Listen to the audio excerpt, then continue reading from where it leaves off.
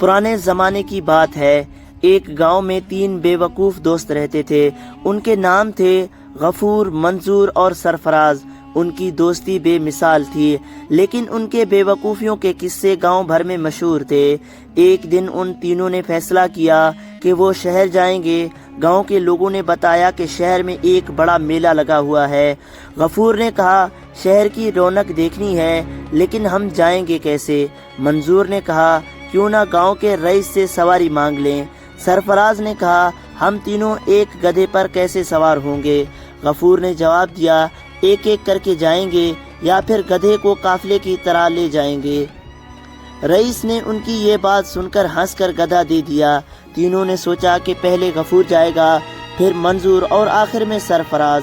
لیکن راستے میں غفور نے سوچا، کیوں نہ گدھے کو اکیلا بھیج دوں اور خود پیدل چلوں۔ وہ گدھے کو دھکیل کر بھیجنے لگا۔ گدھا شہر کی طرف دوڑا اور غفور پیچھے رہ گیا۔ جب منظور اور سرفراز پہنچے تو گدھا غائب تھا۔ غفور نے کہا، گدھا خود ہی شہر چلا گیا۔ دونوں نے سر پیٹ لیا۔ شہر پہنچنے پر تینوں نے پہلے بازار کی طرف جانے کا فیصلہ کیا۔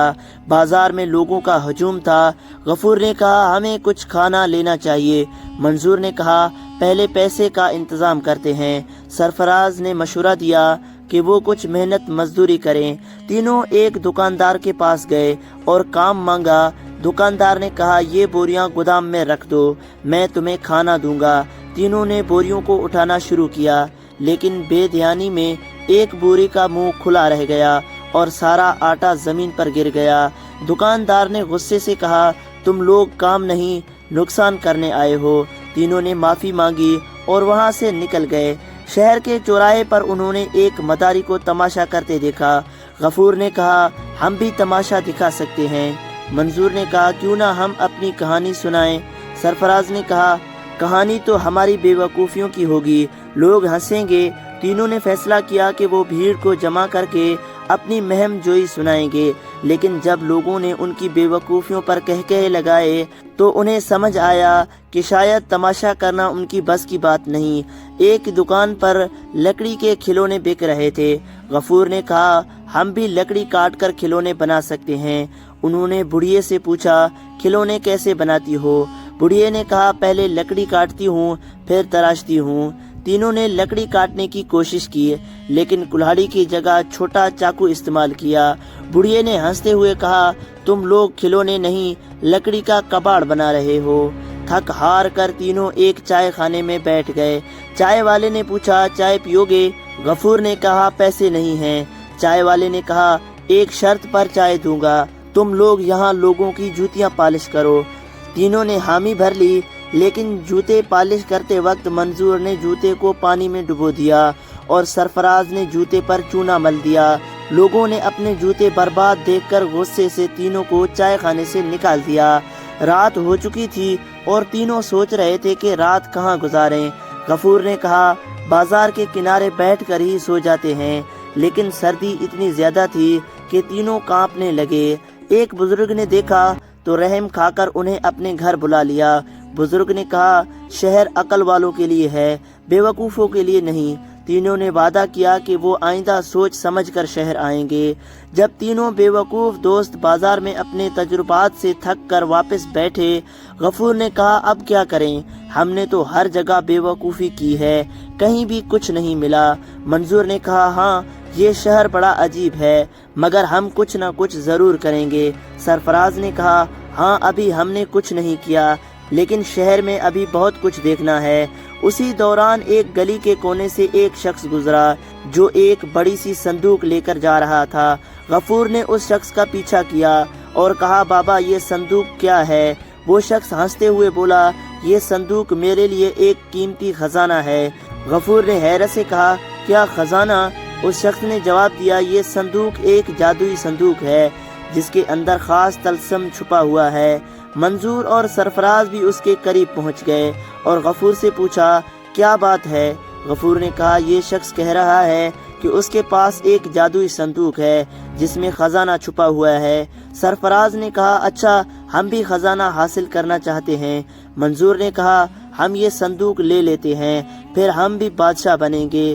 تینوں نے فیصلہ کیا کہ وہ اس شخص کا صندوق چھین لیں گے، لیکن وہ شخص انہیں اپنے صندوق کے راز نہیں بتا رہا تھا۔ انہوں نے چپکے سے اس شخص کے پیچھے پیچھے چلنا شروع کر دیا اور ایک تنگ گلی میں اسے گھیر لیا۔ غفور نے کہا، اگر تم ہمیں وہ صندوق دے دو تو ہم تمہیں کچھ پیسے دے دیں گے۔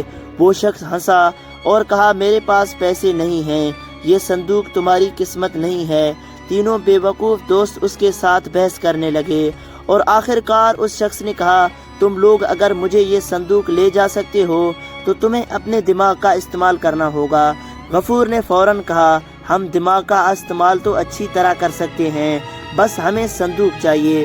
اس شخص نے صندوق ایک کونے میں رکھ دیا اور کہا، اگر تم اس صندوق کو 3 گھنٹوں میں کھول سکتے ہو تو یہ تمہارا ہو جائے گا۔ تینوں نے ایک دوسرے کو دیکھا اور کہا، یہ تو بہت آسان ہے، ہم اس صندوق کو 3 گھنٹوں میں کھول کر دکھائیں گے۔ اس کے بعد وہ تینوں صندوق کے پاس بیٹھ گئے اور سوچنے لگے کہ صندوق کو کیسے کھولا جائے۔ منظور نے کہا، ہو سکتا ہے اس میں کوئی تالا ہو جسے کھولنا ہو۔ سرفراز نے کہا، ہاں، یہ تالا نہیں کھلے گا، تو پھر ہم اس صندوق کو توڑ دیں گے۔ غفور نے کہا، نہیں، ہمیں صندوق کو توڑنا نہیں چاہیے، اس کا راز تلاش کرنا چاہیے۔ تینوں نے کئی گھنٹوں تک صندوق کے اوپر نظریں دوڑائی، لیکن صندوق کے اوپر کچھ نہ تھا۔ آخر کار غفور نے کہا، ہمیں اس صندوق کے چھپے ہوئے راز کو تلاش کرنا ہوگا۔ اسی دوران ایک آدمی آیا اور کہا، تم لوگ اس صندوق کو نہیں کھول سکتے کیونکہ اس میں کوئی خاص جادو ہے۔ تینوں نے اس سے پوچھا، کیا جادو؟ وہ آدمی ہنسا اور کہا، یہ صندوق اصل میں جادوئی نہیں ہے، بلکہ اس میں ایک پیچیدہ مکازم ہے جسے تم سمجھ نہیں سکتے۔ غفور نے کہا، ہم وہی سمجھنے کے لیے تو بیٹھے ہیں۔ آدمی نے کہا، اگر تم چاہتے ہو کہ یہ صندوق کھلے تو تمہیں اس کی چھوٹی چھوٹی پٹیاں دیکھنی ہوں گی اور ان میں سے ہر ایک کو حل کرنا ہوگا۔ اب تینوں نے صندوق کی چھوٹی چھوٹی پٹیاں دیکھنا شروع کی اور کچھ وقت گزارا۔ اسی دوران شہر کے لوگ آ کر ان کے سامنے ہنستے رہے۔ کسی نے کہا، یہ لوگ جو کہ شہر کی جادوئی صندوق میں دلچسپی رکھتے ہیں، یہ تو خود جادو کی طرح ہیں۔ لیکن غفور، منظور اور سرفراز اپنے مقصد سے باز نہیں آئے۔ 3 گھنٹے گزر گئے لیکن وہ صندوق نہیں کھول سکے۔ دیکھتے ہی دیکھتے ایک بزرگ آدمی آیا اور کہا، یہ صندوق کھولنے کا کوئی طریقہ نہیں، دراصل تمہارے ذہنوں کو آزمائش میں ڈالنے کے لیے ہے۔ تینوں نے کہا، پھر بھی ہم اسے حل کریں گے، لیکن وہ بزرگ ہنستے ہوئے وہاں سے چلا گیا۔ تینوں بے وقوف دوست اپنے مشن میں ناکام ہو گئے تھے، مگر یہ ان کے لیے کوئی نئی بات نہیں تھی۔ جب بھی وہ کسی کام میں لگتے، ان کی بے وقوفیاں اور ناکامیاں ان کا پیچھا کرتے رہتے۔ اس دفعہ بھی کچھ ایسا ہی ہوا تھا۔ صندوق کا راز نہ کھلنے پر وہ انتہائی مایوس ہو چکے تھے، مگر ان کی محبت اس شہر سے تھی اور وہ کسی بھی صورت میں وہاں سے جانے کے لیے تیار نہیں تھے۔ اب کیا کریں؟ غفور نے دل شکستہ ہو کر پوچھا جب وہ صندوق کے سامنے بیٹھے ہوئے تھے۔ ہم ابھی تک ناکام ہو گئے ہیں، لیکن ہمت نہیں ہارنی چاہیے۔ منظور نے کہا، یہ صندوق جادوئی نہیں، ہم اس کو خود کھول سکتے ہیں، مگر ہم نے تو 3 گھنٹے اس پر لگا دیے، پھر بھی کچھ نہیں ہوا۔ سرفراز نے مایوس ہو کر کہا، اب ہمیں شہر کے کسی اور حصے کی طرف جانا چاہیے۔ غفور نے کہا، شاید وہاں کوئی اور موقع ملے۔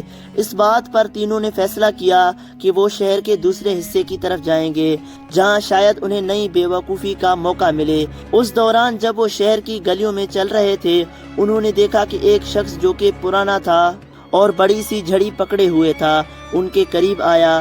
بزرگ نے پوچھا، کیا تم لوگ کچھ تلاش کر رہے ہو؟ غفور نے کہا، ہم شہر میں کچھ جادو تلاش کر رہے ہیں۔ بزرگ ہنسا اور کہا، جادو نہیں، لیکن میں تمہیں ایک راز بتا سکتا ہوں۔ اس کے بعد وہ تینوں کے قریب آ کر سرگوشی کرنے لگا، یہ شہر ایک بے وقوفوں کا شہر ہے اور تم لوگوں کی قسمت بہت عجیب ہے۔ تم جب تک کچھ بھی نہیں کرو گے تمہیں کچھ بھی نہیں ملے گا۔ منظور نے کنفیوز ہو کر پوچھا، کیا مطلب ہے آپ کا؟ بزرگ نے کہا، مطلب یہ ہے کہ تم لوگ جہاں بھی جاؤ گے وہاں تمہارے لیے بے وقوفی کے دروازے کھلیں گے، لیکن تمہیں ان کا فائدہ اٹھانے کے لیے دماغ لگانا ہوگا۔ سرفراز نے کہا، ہاں، ہم تو دماغ ہی لگانے آئے ہیں۔ بزرگ نے کہا، پھر میں تمہیں ایک موقع دیتا ہوں، اور اس نے ایک کاغذ نکال کر تینوں کے سامنے رکھا۔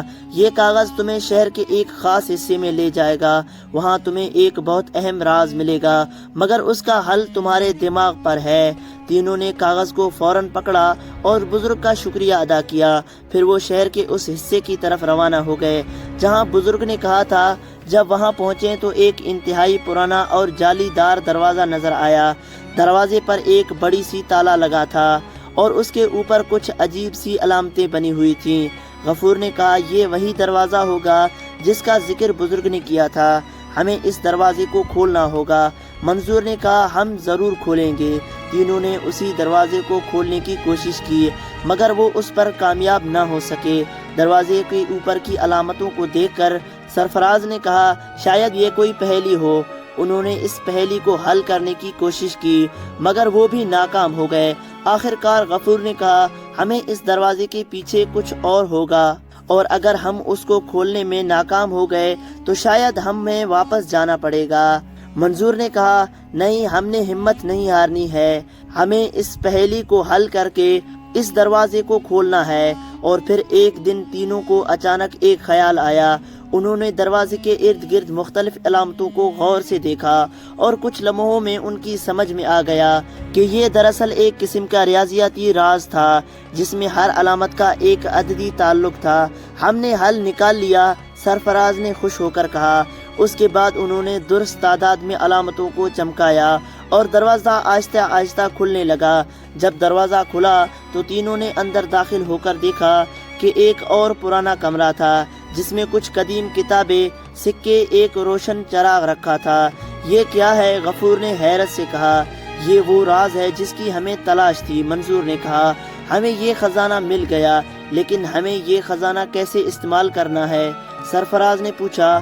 یہ صرف چیزیں ہیں، ہمیں کچھ جادو چاہیے۔ اسی دوران ایک اور بزرگ آدمی کمرے میں آیا اور کہا، یہ خزانہ تمہارے ذہن کا امتحان تھا، تم نے یہ کمرہ کھولا ہے مگر یہ چیزیں تمہیں تب فائدہ دیں گی جب تم ان سے سیکھو گے۔ غفور نے کہا، سیکھنا؟ ہم تو جادو چاہتے ہیں۔ بزرگ نے کہا، جادو نہیں، حقیقت سیکھنا ضروری ہے۔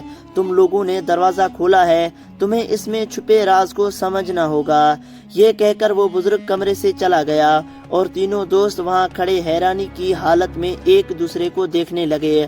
آخر کار غفور نے کہا، ہم نے تو جادو کی تلاش کی تھی مگر یہ ہمیں کچھ اور ہی سکھا گیا۔ یہ خزانہ ہمیں زندگی کے اہم سبق دے گیا ہے۔